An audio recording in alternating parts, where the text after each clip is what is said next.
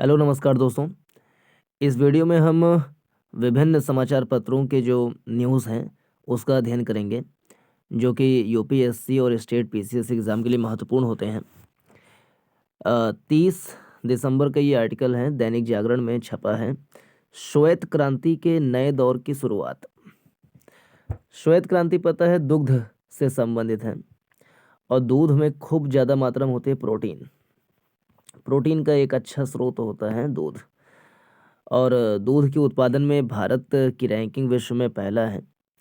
लेकिन जनसंख्या बहुत ज़्यादा है, तो प्रति व्यक्ति दूध की उपलब्धता के मामले में पीछे हो जाता है। और जहाँ पे घास के मैदान बढ़िया होते हैं वहाँ पे दूध मतलब जो मवेशी हैं उनका पालन खूब होता है। जैसे हम यूरोप देखें तो वहाँ पुस्ताज घास का मैदान हंगरी में है।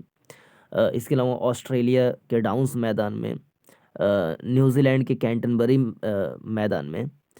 तो इन क्षेत्रों में दूध का उत्पादन, मवेशियों का पालन खूब अच्छे से होता है, तो वहाँ पे दूध उत्पादन भी, उत्पादकता जो है वो बहुत ज़्यादा है। तो नए दौर की शुरुआत श्वेत क्रांति में क्या हो रहा है, रमेश कुमार दुबे ने लिखा है इस आर्टिकल को। बीते दिनों केंद्रीय गृह एवं सहकारिता मंत्री अमित शाह ने 10,000 नई प्राथमिक कृषि सहकारी समितियों यानी पैक्स, नई प्राथमिक कृषि सहकारी समितियों की शुरुआत करते हुए कहा कि अगले 5 साल में 2 लाख पैक्स यानी कृषि सहकारी समिति का लक्ष्य समय से पहले हासिल हो जाएगा। तो बिहार पीसीएस वगैरह में ऐसे सिंपल सा क्वेश्चन पूछ लेता है कि हाल ही में केंद्रीय गृह एवं सहकारिता मंत्री अमित शाह ने कितने नई प्राथमिक कृषि एवं सहकारी समितियों की शुरुआत की है, तो 10,000। पैक्स के जरिए कृषि उत्पादों की देसी विदेशी बाजारों तक पहुंच बनेगी। अब यूपीएससी टाइप का क्वेश्चन क्या होता है कि प्राथमिक कृषि सहकारी समिति के संदर्भ में निम्नलिखित कथनों पर विचार करें। हाल ही में केंद्रीय गृह एवं सहकारिता मंत्री अमित शाह ने 10,000 नई प्राथमिक कृषि सहकारी समिति की शुरुआत की। हाँ की। इसे अगले 5 सालों में 2 लाख पैक्स बनाने का लक्ष्य रखा गया। हाँ, अगले 5 सालों में 2 लाख पैक्स बनाने का लक्ष्य रखा गया है। और पैक्स के जरिए कृषि उत्पादों की देसी विदेशी बाजारों तक पहुंच बनेगी। हाँ, देसी और विदेशी दोनों बाजारों तक पहुंच बनेगी इससे। उल्लेखनीय है कि वैश्विक दूध उत्पादन में भारत की 24% हिस्सेदारी है। एक एक फैक्ट महत्वपूर्ण है यूपीएससी के लिए स्टेटमेंट के रूप में। लेकिन विश्व निर्यात में भारत की हिस्सेदारी बहुत कम है। दूध उत्पादन को बढ़ावा देने के लिए मोदी सरकार ने पैक्स के जरिए श्वेत क्रांति 2.0 की शुरुआत की है। यह पहल ऑपरेशन फ्लड की सफलता पर आधारित है, जो 1970 में शुरू हुई थी। तो ऑपरेशन फ्लड कब शुरू हुआ था? 1970 में। और विश्व के दूध उत्पादन में भारत की हिस्सेदारी कितनी? 24% हिस्सेदारी है, लेकिन निर्यात में हिस्सेदारी कम है। श्वेत क्रांति 2.0 की शुरुआत का प्रयास है। ऑपरेशन फ्लड 1970 में शुरू हुआ था, और सहकारी समितियों के माध्यम से भारत को विश्व का सबसे बड़ा दूध उत्पादक बना दिया। श्वेत क्रांति 2.0 का वित्त पोषण राष्ट्रीय डेयरी विकास बोर्ड के माध्यम से होगा। इस धन का उपयोग दूध संग्रहण केंद्र स्थापित करने, कोल्ड स्टोरेज सुविधाएं बढ़ाने और प्रशिक्षण कार्यक्रम आदि के लिए किया जाएगा। वास्तव में अभी दूध उत्पादन से जुड़े 6.5 करोड़ ग्रामीण परिवार सहकारी क्षेत्र के दायरे से बाहर हैं। उचित मूल्य न मिलने के कारण, कथन कारण वाले स्टेटमेंट पे, उचित मूल्य न मिलने के कारण इन ग्रामीण परिवारों को शोषण का सामना करना पड़ रहा है। डेयरी कारोबार से जुड़े देश के 8 करोड़ ग्रामीण परिवारों में से, तो देसी कारोबार में कितने परिवार जुड़े हैं? 8 करोड़ देसी परिवार। ग्रामीण परिवारों में से मात्र 1.5 करोड़ परिवार की ही सहकारी क्षेत्र से जुड़े हैं। मोदी सरकार ने इन 6.5 करोड़ ग्रामीण परिवारों को सहकारी क्षेत्र से जोड़ने का लक्ष्य निर्धारित किया है। इससे डेयरी किसानों की बाजार तक बेहतर पहुंच बनेगी। श्वेत क्रांति 2.0 को 4 प्रमुख क्षेत्रों पर केंद्रित किया गया है। इसमें महिला किसानों को सशक्त बनाना, स्थानीय दूध उत्पादन को बढ़ाना, डेयरी बुनियादी ढांचे को मजबूत करना, डेयरी निर्यात को बढ़ावा देना शामिल है। श्वेत क्रांति 2.0 का प्राथमिक लक्ष्य अगले 5 वर्षों में देश भर में दूध संग्रह को 50% तक बढ़ाना है। इसका उद्देश्य वित्त वर्ष 2028-29 तक दैनिक दूध खरीद को 660 लाख किलोग्राम से बढ़ाकर 1007 लाख किलोग्राम करना है। डेयरी ऐसा क्षेत्र है जिसमें अधिकतर महिलाएं कार्यरत हैं। Important statement. डेयरी ऐसा क्षेत्र है जिसमें अधिकतर महिलाएं कार्यरत हैं। डेयरी क्षेत्र के कार्यबल में महिलाओं की हिस्सेदारी 70% है। कितना? डेयरी क्षेत्र के कार्यबल में महिलाओं की हिस्सेदारी 70% है। अकेले गुजरात में डेयरी क्षेत्र से जुड़ी महिलाएं सालाना 60,000 करोड़ रुपए का कारोबार कर रही हैं। स्पष्ट है, श्वेत क्रांति 2.0 महिलाओं का सशक्त बनाने का कारगर हथियार साबित होगा। भारत विश्व का सबसे बड़ा दूध उत्पादक है, 24% की हिस्सेदारी पहले पढ़े हम। वित्त वर्ष 2022-23 में 23 करोड़ टन दूध का उत्पादन हुआ। 24% की हिस्सेदारी है, 23 करोड़ टन दूध का उत्पादन हुआ। 8 करोड़ ग्रामीण परिवार इससे जुड़े हुए हैं। 70% महिलाएं जो हैं इससे जुड़ी हुई हैं। महत्वपूर्ण फैक्ट सब।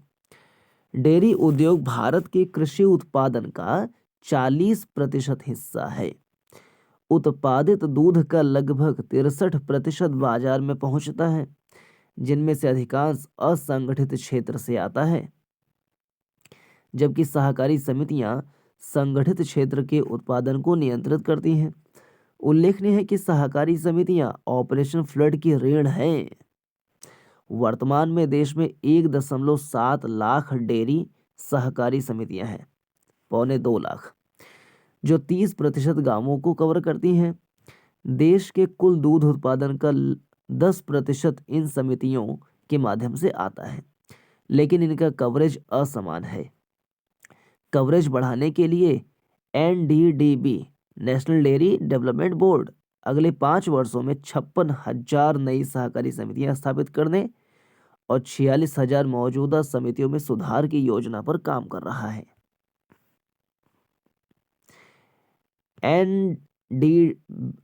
NDDB का ध्यान उत्तर प्रदेश, ओडिशा, राजस्थान, आंध्र प्रदेश जैसे राज्यों पर है, जहां डेयरी सहकारी समितियां कम विकसित हैं।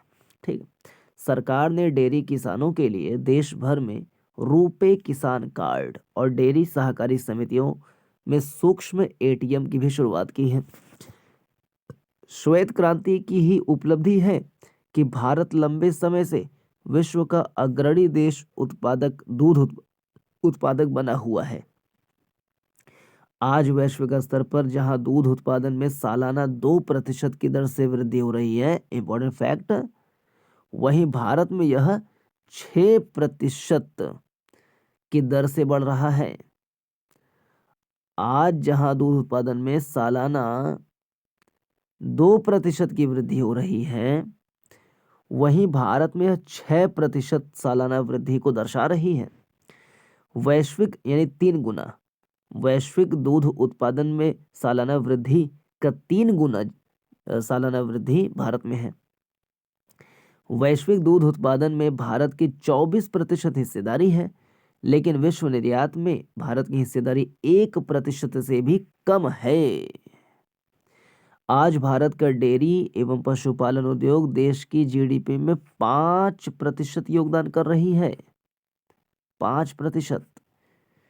आज भारत का डेयरी एवं पशुपालन उद्योग देश की GDP में 5% का योगदान कर रही है। इंपॉर्टेंट फैक्ट ये भी है।